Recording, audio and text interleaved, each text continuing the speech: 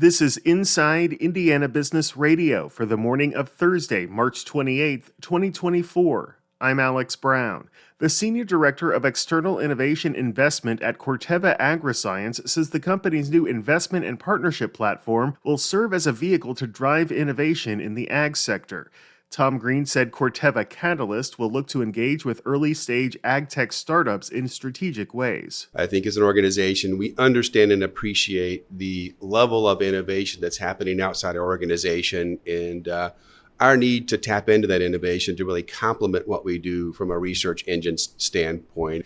We're going to be looking to engage external innovation in ways that are strategic to us as an organization. And, you will hear us say strategic quite a bit because we are looking to identify companies, technologies, partners that have meaningful technology that align to our priorities, our strategic verticals, where we can sort of partner and co-develop and engage in ways that are very intimate and really help develop technologies that will eventually get in the hands of growers. The Indianapolis-based agriculture company last week unveiled Corteva Catalyst at the World Agritech Innovation Summit in San Francisco.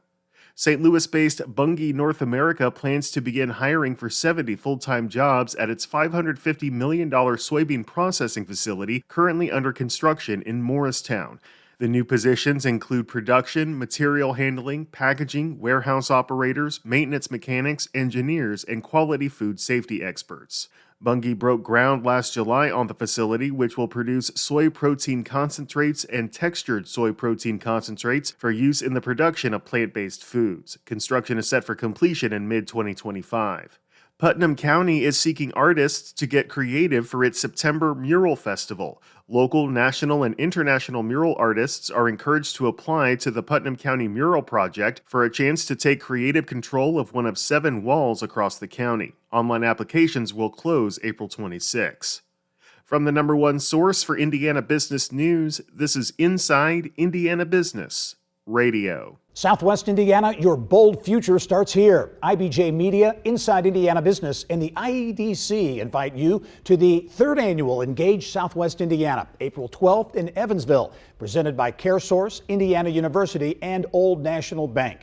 Connect with fellow business and community leaders, discover programs aligned to your region's unique needs, and walk away with bold new thinking for Southwest Indiana's future growth. RSVP now at ibj.com/engage. Ann Pfefferman is a South Bend native and has more than 35 years in the financial services industry. She joined Everwise Credit Union in 1988 and currently serves as Vice President of Business Services. In a special Q&A for our South Bend Elkhart Region Report newsletter during Women's History Month, Pfefferman said she's happy to see how the banking industry has grown for women. Historically, I think at the time I started, especially in banking, it was exceedingly difficult to see any women in the boardroom at all.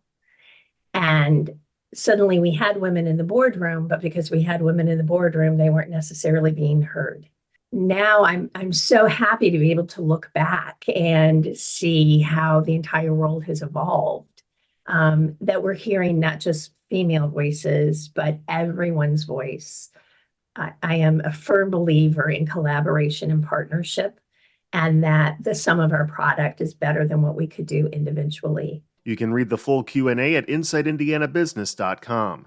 The city of Gary has received a $3 million donation from Hard Rock Casino Northern Indiana, which will unlock additional funding that will go toward blight elimination efforts. Mayor Eddie Melton announced Wednesday that the funding is the result of a blight elimination matching grant program established through Senate Enrolled Act 434, which he authored last year when he was a state senator. The bill makes a $3 million grant from the Northwest Indiana Regional Development Authority available if the city can provide the same amount in matching funds. The funding will specifically support blight elimination in Gary's Metro Transit Development District, located around the city's downtown Broadway corridor.